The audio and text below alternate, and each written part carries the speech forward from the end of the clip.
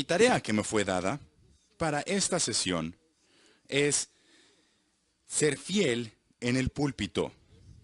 Es en reconocimiento a que John MacArthur ha fielmente ocupado este púlpito por los últimos 50 años.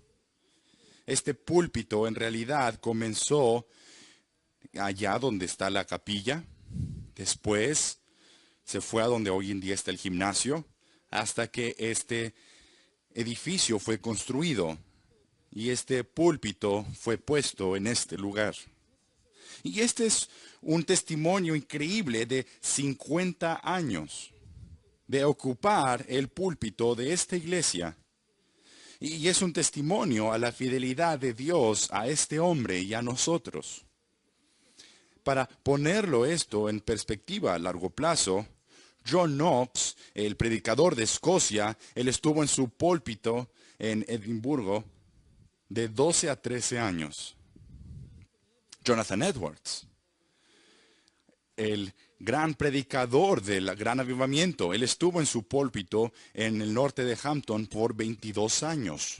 John Calvin, el teólogo, de acuerdo a Philip Melanchthon, él estuvo en su púlpito en Ginebra por un total de 25 años. Martín Lutero en Wittenbergo, aproximadamente 30 años. Charles Spurgeon, el príncipe de predicadores, 38 años en el Tabernáculo Metropolitano de Londres. Martin Lloyd Jones, el doctor, en Londres, en la capilla de Westminster, él estuvo 30 años. El hecho de que John MacArthur ha ocupado este púlpito por 50 años es absolutamente asombroso. Y son 50 años y seguimos contando. Y quiero que demos un vistazo a todo lo que ha sucedido desde este púlpito. John MacArthur llegó aquí el 9 de febrero de 1969 para comenzar su ministerio de predicación. Comenzó con un sermón de Lucas 7 en cómo poder jugar a la iglesia. Y en ese año él predicó del libro de Romanos, Habacuc, Primera de Pedro, Segunda de Pedro. En los años 70, él predicó a lo largo del Evangelio de Juan 78 sermones, 103 sermones del libro de Hechos, Hebreos 43 sermones, la superioridad de Cristo 7, la segunda venida de Cristo 23 sermones, Gálatas 24 sermones, es la Biblia confiable 12 sermones, Dios, Satanás y ángeles 9.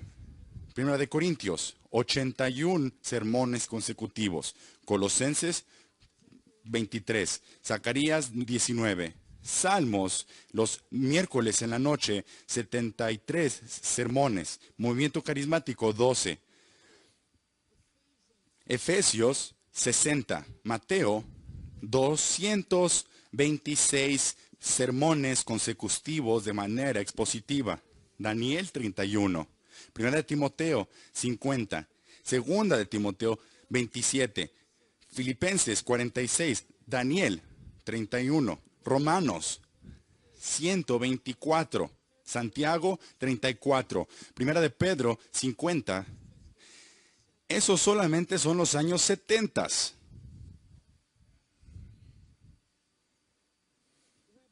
Apocalipsis, 87 sermones. Verdadera adoración, 8. La anatomía de una iglesia, 8. Cielo, 8. Crecimiento espiritual, 4. Crecimiento espiritual, 2, 4.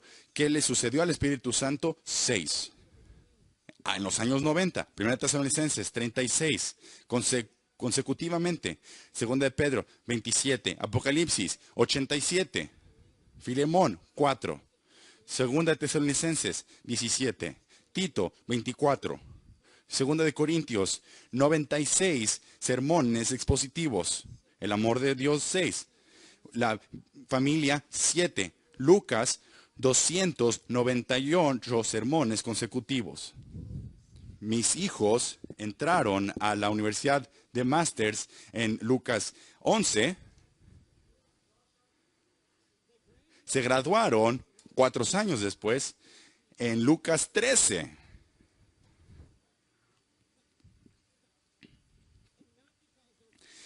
Y no porque aprenden rápido. Esto es increíble. Génesis, del 1 al 11, 49 sermones. Marcos, 85. Ahora estamos en los años 2000. Marcos, 87 sermones. Primera de Juan, 43. Segunda de Juan, 4. Tercera de Juan, 2. Judas, 15. Doctrinas de la gracia, 10. Terrorismo espiritual, 10. Un caso por la Biblia, 5. Premilenialismo, 6. El tipo de adoración que Dios desea, 5. Hebreos, 11 y 12, 12 sermones expositivos. Y después, a partir de 2010, Romanos 8, 12. Isaías 53, 10. El Evangelio de Juan, de nuevo, 116. Hechos, del 1 al 9, 23. Apocalipsis, del 1 al 3, 8 sermones. Primera de Corintios, 15 al 16, 4. Tu responsabilidad a la iglesia, 5. Filemón, 3. Galatas, de nuevo, 43. Justicia social, 4. Y además de todo ello, sermones aislados de Navidad, por lo menos hay 50 de ellos eso es una vez al año, como pueden contar. Día de Resurrección, 50. Eso es para todos los CEOs de la iglesia en Navidad y Día de Resurrección. Conferencia de pastores, ha habido 46 conferencias de pastores, un mínimo de 2. Y originalmente cuando yo empecé a venir a la conferencia de pastores, el doctor MacArthur predicaba todos los sermones. Funerales, bodas, capillas alrededor del campus, en la Universidad de Master, otras iglesias, otras conferencias. Son miles desde este púlpito y que siguen desde este púlpito y se van por todo un nuevo comentario del Nuevo Testamento, un comentario a lo largo del Nuevo Testamento, y luego después de ello, la Biblia de Estudio MacArthur, todo eso saliendo de una fidelidad desde este púlpito. Después de 50 años de predicación fiel desde este púlpito, este escritorio sagrado se ha realmente convertido un púlpito mundial. Y en mi estimación, este púlpito es el púlpito del mundo. La influencia que ha ido por todo el mundo no tiene comparación de ningún otro púlpito del mundo. Así es que demos gloria a Dios en esta ocasión.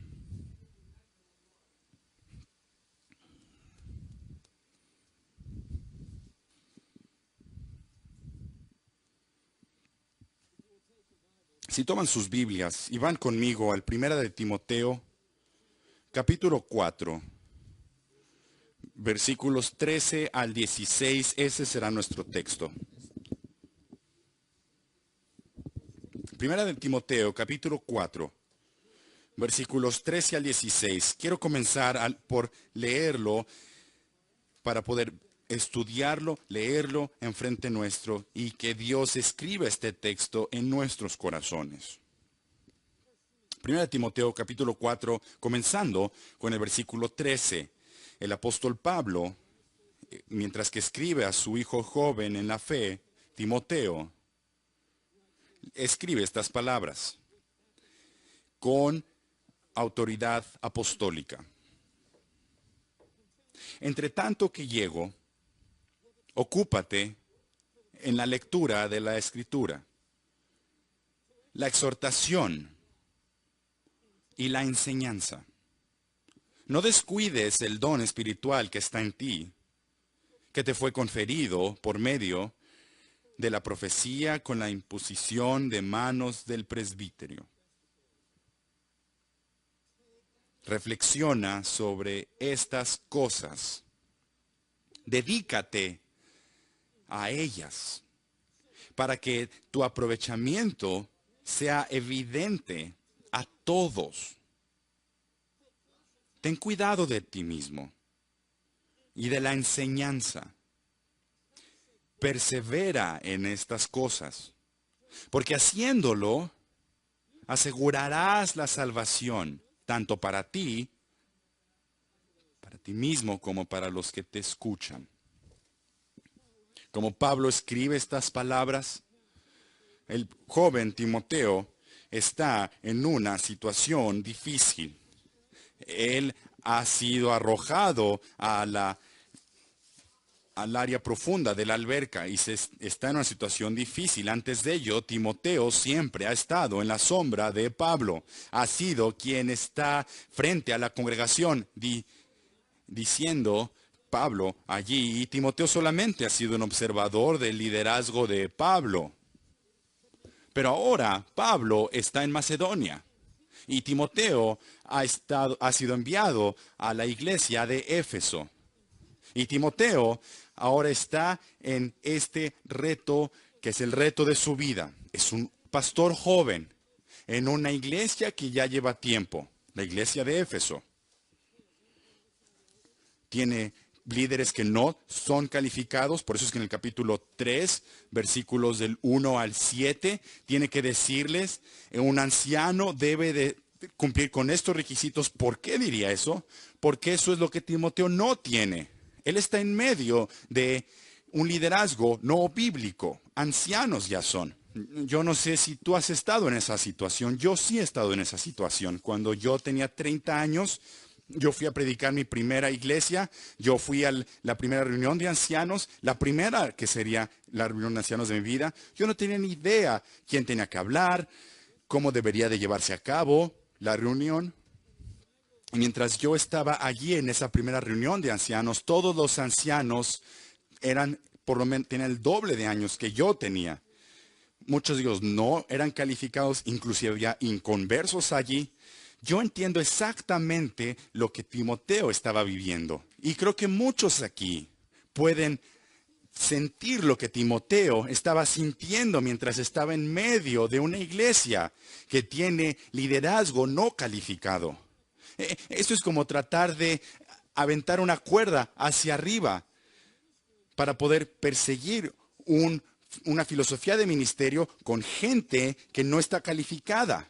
Y además de ello, Timoteo tiene décanos no calificados. Por eso es que siguiendo en el versículo 8, también los diáconos deben ser dignos.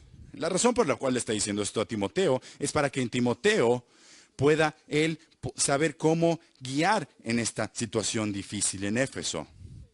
Ellos han estado allí por mucho tiempo y sin dudar, la actitud era: Timoteo, esta es nuestra iglesia antes de que hubieras llegado, y es nuestra iglesia mientras estás aquí, y va a ser nuestra iglesia aun cuando tú te vayas. Además de esto, Timoteo tiene mujeres agresivas que están asumiendo líderes de enseñar la palabra de Dios y poder guiar algunas cosas en la iglesia. Y por eso es que en 1 Timoteo capítulo 2, comenzando con el versículo 12, Pablo tiene que escribirle a Timoteo diciéndole: no añado a una mujer que pueda ella tener autoridad sobre el hombre, sino que permanezca callada.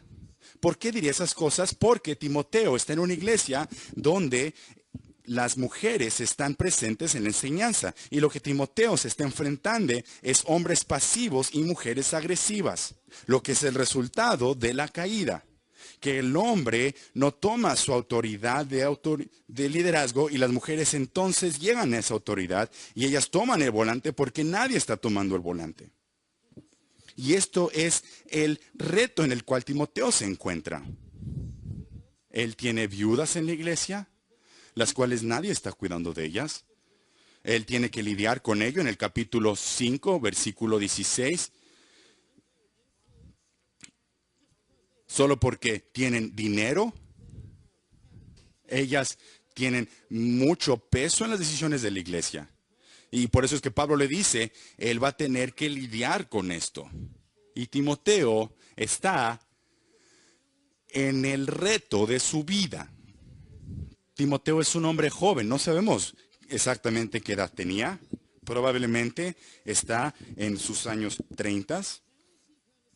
¿Y cómo va a poder resolver todo esto?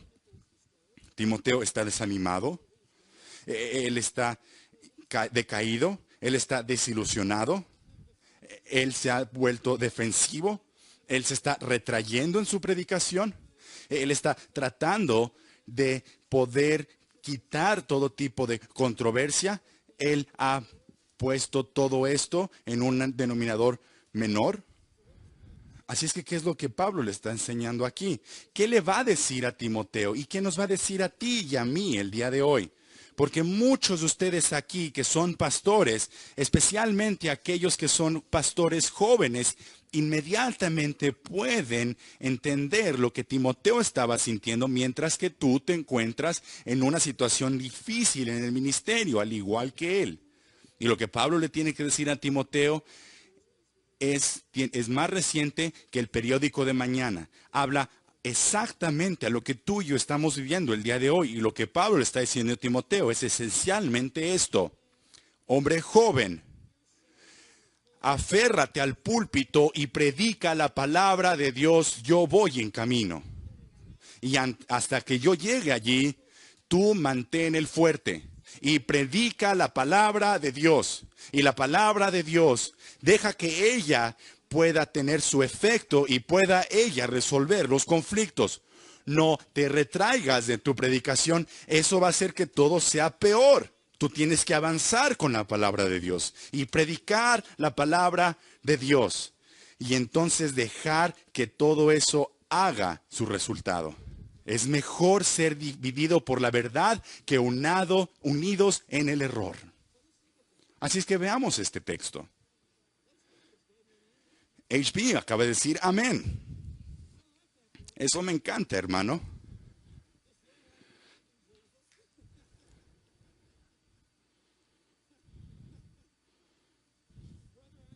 Hermano, yo lo necesito, así que... Bueno, quiero que notemos algunas cosas de este texto. No puedo predicar al menos que ustedes hablen conmigo. 1 Timoteo capítulo 4. Caminemos en este pasaje. Esto va a curar muchos males en muchas iglesias. Número 1, quiero que noten la prioridad del púlpito. La prioridad del púlpito. Porque Pablo comienza en el versículo 13 diciéndole a Timoteo, él debe de priorizar su predicación. Eso es el punto número 1. Todo lo demás es secundario. La iglesia ni siquiera sabe adorar hasta que prediques la palabra. Ni siquiera saben cómo orar hasta que llegues a la palabra.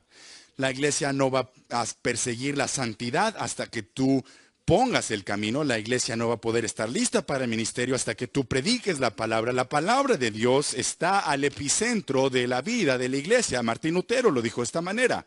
El Señor gobierna su iglesia por medio de una Biblia abierta desde el púlpito. Este es el trono de Dios en la iglesia. Por eso es lo que dice en el versículo 13. Entre tanto que llego. De nuevo, Pablo está en Macedonia. Timoteo está en Éfeso. Hijo, hasta que yo llegue allí, ocúpate a la lectura de las Escrituras, la exhortación y la enseñanza. Ocúpate es una sola palabra en el original y quiere decir voltea la mente hacia. Da toda tu atención a esto. Es una palabra proseko en griego. Pro quiere decir cara a cara. Así como en Juan 1:1, en el principio era el verbo y el verbo estaba con Dios, cara a cara con Dios.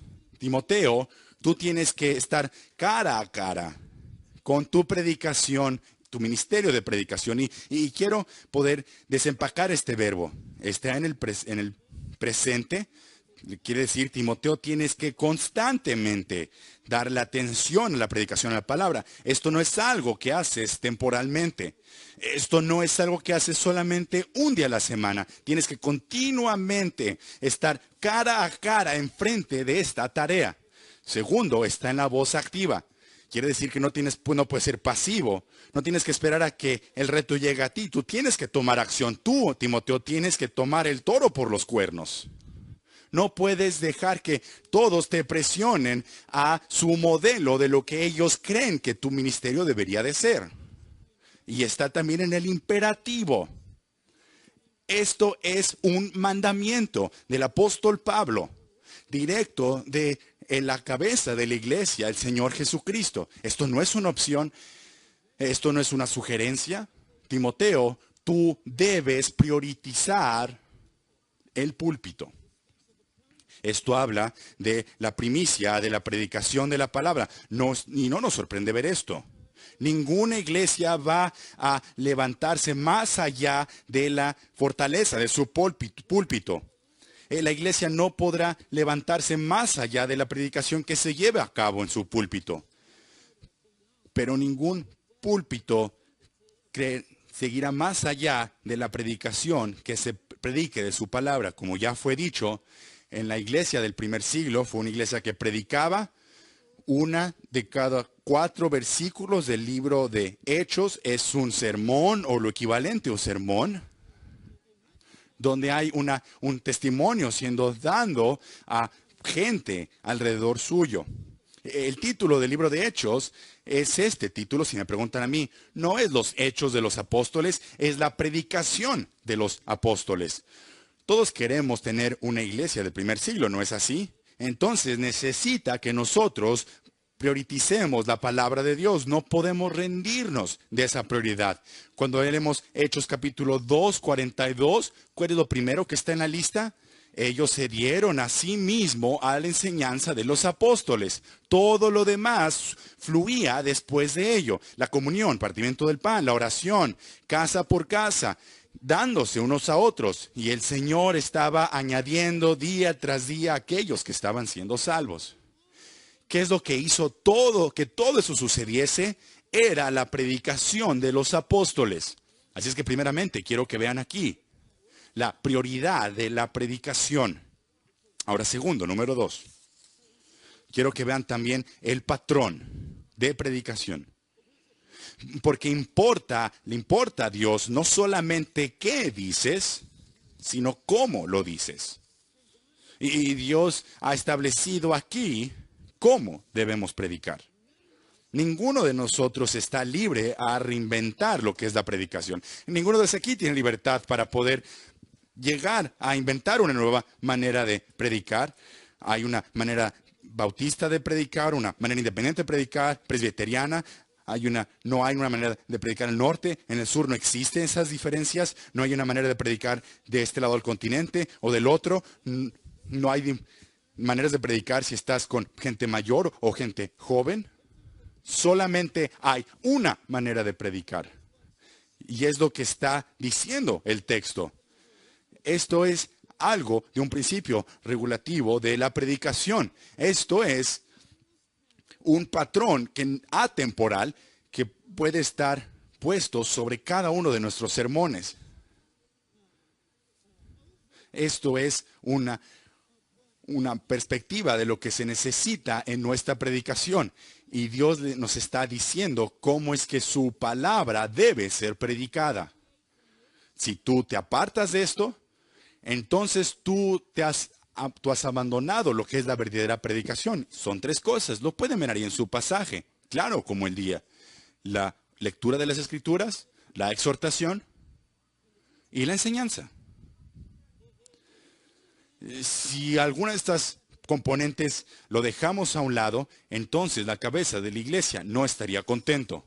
Y debo de recordarles, esto está en el modo imperativo. Empieza de nuevo. Primero, lee la Biblia. Él está diciendo, la lectura pública de la Biblia. Algunas traducciones añaden estas palabras. En el original solamente dice la lectura.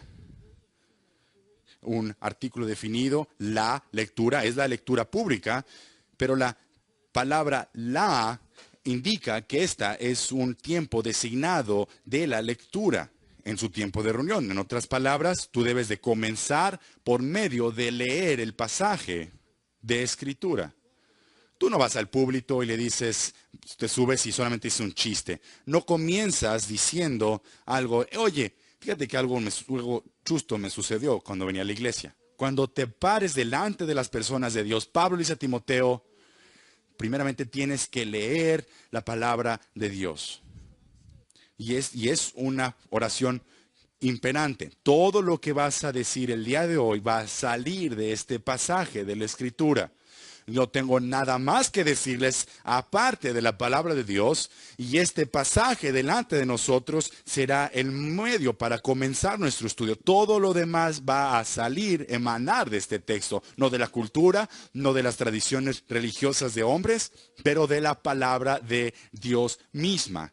Por lo tanto, un predicador, el verdadero predicador es Dios. Nosotros solamente somos obreros que Él utiliza. Por eso, el único momento que podemos nosotros decir es infalible al momento de reunirnos es cuando leemos la palabra de Dios. Todo lo demás es sujeto a ser misinterpretados, malinterpretados. No podemos ni siquiera hacer el boletín del domingo sin errores. Este es el único momento en nuestro servicio de adoración que 100% es santo. Y por lo tanto, por allí se comienza. Este mensaje proviene de este texto, de la Escritura. ¿Sabían que el último sermón que Martín Lutero predicó murió en 1545? El último mensaje que él predicó, él dijo, están buscando el poder en todos los lugares equivocados, están buscando en sus peregrinajes, están buscando el poder en las reliquias y creen que el poder está en las indulgencias. Piensan que el poder está en María o en el bastón de Moisés. Lutero dijo, Dios puso el poder en la Biblia. Lee la Biblia. Proclama la Biblia. Es allí donde se encuentra el poder. Así es que comienzas leyendo las Escrituras. Ahora que continúa la exhortación y la enseñanza. Eso debe de ser explicado. Es posible que la lectura pueda ser entendida como acompañada de la explicación del texto. Eso es posible. Y eso es como Charles Spurgeon lo hacía. Él se paraba en el púlpito, él por lo general leía todo el capítulo y él explicaba todos los versículos que él leía. 2 o 3 versículos a la vez explicaba el texto y entonces él se metía al texto y a veces llegaba solamente un versículo, lo expandía y enseñaba la teología y hacía exhortaciones desde el texto. Esa es una posibilidad.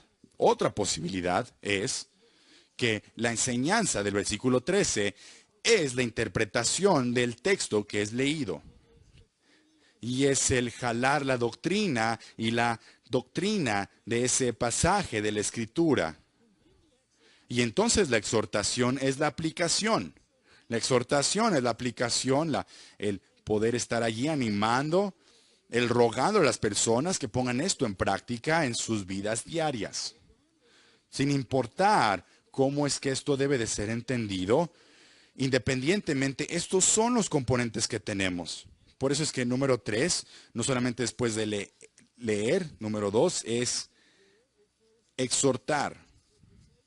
Se refiere a la interpretación, a cuál es el punto del autor original en este contexto, dando consideración especial al significado de la palabra y cómo eso conecta con el resto de la Escritura.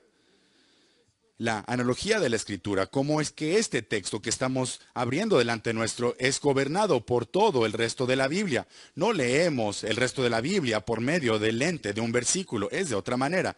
Leemos un versículo a luz de todo el consejo de Dios.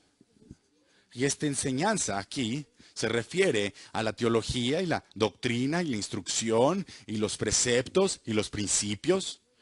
Todo pasaje de la Escritura tiene teología en él.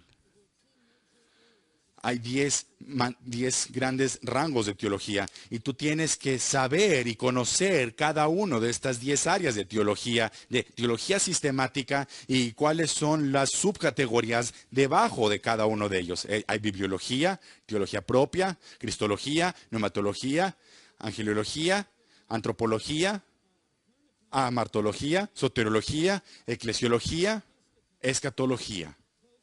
Esas son las 10 áreas y cada pasaje de la Escritura tiene algún tipo de doctrina. ¿Qué nos enseña este pasaje acerca de Dios? ¿Qué nos enseña acerca de Cristo? ¿Qué nos enseña acerca del Espíritu Santo? ¿Qué nos enseña acerca del hombre, del pecado, salvación, la iglesia, las últimas cosas o la Biblia misma? Y entonces aquí vemos el énfasis por el medio del cual se ve la enseñanza. Debemos escuchar de nuevo de Martin Lloyd-Jones. Dijo, ¿qué es la predicación? La predicación es teología en llamas.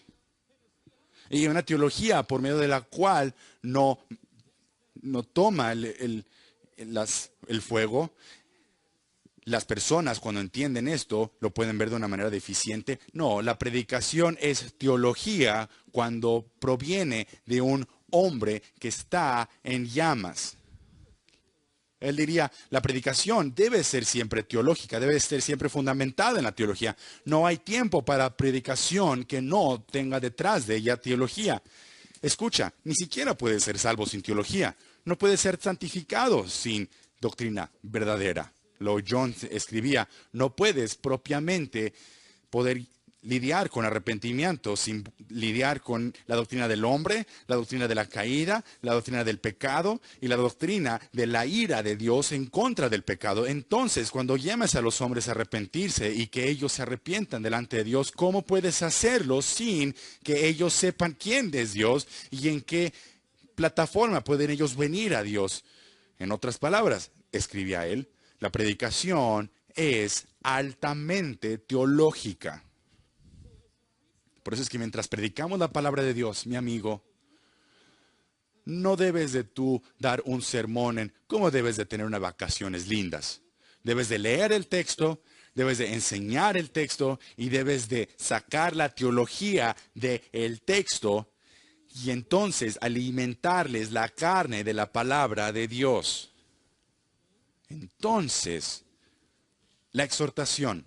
La exhortación incluye traer el contenido al corazón de los oyentes. Es enseñarles la relevancia práctica de esta doctrina a sus vidas diarias.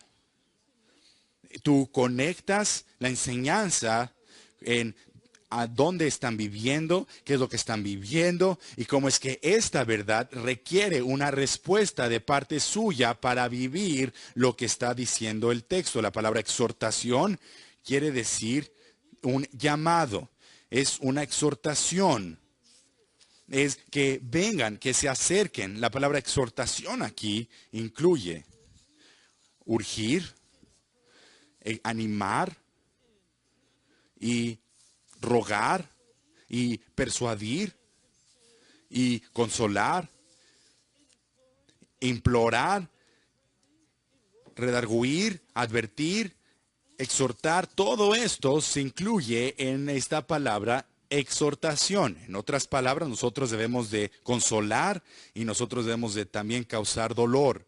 Esta es una espada de dos filos, corta, y debe de ser traída con pasión.